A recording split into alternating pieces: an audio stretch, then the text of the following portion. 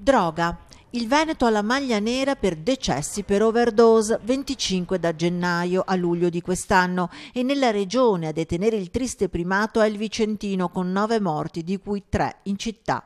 Non mancano purtroppo le immagini e le segnalazioni anche alla nostra emittente di soggetti che in pieno giorno incuranti del via vai della gente si inietta una dose. Questo numero così elevato non dipende tanto da politiche sanitarie, ma dipende un po' sia dall'offerta di mercato, per cui adesso il prezzo dell'eroina che si vende in Campomarzo è basso, stiamo parlando sui 15 euro, uno può prendersi una dose, sia dalla logistica, cioè si scende giù dalla stazione, si compra l'eroina, si fa uso là vicino e poi si torna nel luogo di origine.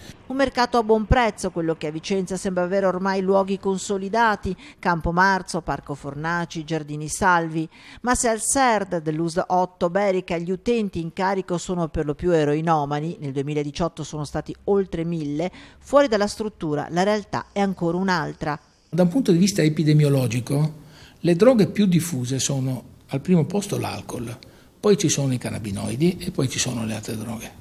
E ancora, se il dato dei decessi può rientrare o meno in un trend, a preoccupare sono altri aspetti di un fenomeno che sta dilagando. Quello che invece ci sorprende in maniera negativa in questi ultimi anni è il ritorno all'uso endovenoso dell'eroina e l'abbassamento dell'età di inizio del consumo di sostanze. Non solo dell'eroina, ma soprattutto dell'alcol.